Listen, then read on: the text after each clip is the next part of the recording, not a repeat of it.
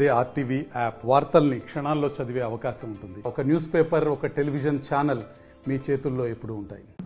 Okay, అందరికీ నమస్కారం. భారత మాజీ ప్రధాని స్వర్గీయ పివి నరసింహారావు గారి 103వ జయంతి అత్యంత ఘనంగా దేశవ్యాప్తంగా కూడా జరుపుకోవటం జరుగుతూ ఉంది.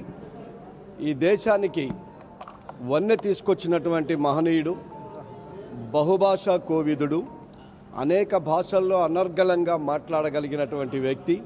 అలాగే ఈ దేశము కొన్ని క్లిష్ట పరిస్థితుల్లో ఉన్నప్పుడల్లా కూడా దేశంలో ఉన్న పరిస్థితులను బట్టి ఆనాడు కాంగ్రెస్ పార్టీ భావజాలాన్ని, అలాగే ఈ దేశ ప్రతిష్టను కూడా, అంటే ఒక సందర్భంలో ఈ దేశంలో ఆర్థిక సంక్షోభం వచ్చి చంద్రశేఖర్ గారు ప్రధానమంత్రిగా ఉన్నప్పుడు ఈ దేశ ప్రతిష్ట దిగజారిపోతూ ఉంటే ఆర్థిక వ్యవస్థ చిన్నాభిన్నమయ్యి ఈ దేశంలో ఉన్నటువంటి బంగారం మొత్తాన్ని కూడా విదేశాలకు తాకట్టు పెడుతున్నటువంటి సమయంలో కీలక నిర్ణయాలు తీసుకొని మళ్ళీ దాన్ని మనం ఈ దేశానికి ఆ బంగారాన్ని ఇడిపించి తీసుకొని వచ్చి మన్మోహన్ సింగ్ గారు లాంటి ఆ గవర్నర్ని, అంటే ఆనాటి రిజర్వ్ బ్యాంకు గవర్నర్గా ఉన్నటువంటి మన్మోహన్ సింగ్ గారిని తీసుకొచ్చి ఆర్థిక మంత్రిగా చేసి ఆ రోజు ఆర్థిక వ్యవస్థ పూర్తిగా గాడిలో పెట్టి దేశ ప్రతిష్టని నిలబెట్టినటువంటి వ్యక్తిగా అనేక పదవులని ఆ ప్రతి పదవికి కూడా వన్నె తీసుకొచ్చినటువంటి గొప్ప నాయకుడు పివి నరసింహారావు గారి అడుగుజాడల్లోనే యావత్ కాంగ్రెస్ పార్టీ నడుస్తుంది. అఖిల భారత కాంగ్రెస్ కమిటీ అధ్యక్షుడిగా, ఈ దేశ ప్రధానమంత్రిగా, ఈ దేశ రక్షణ మంత్రిగా, విదేశాంగ మంత్రిగా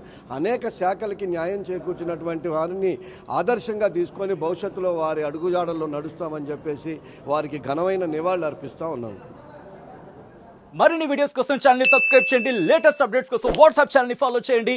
అండ్ లింక్ డిస్క్రిప్షన్ లో ఉంది.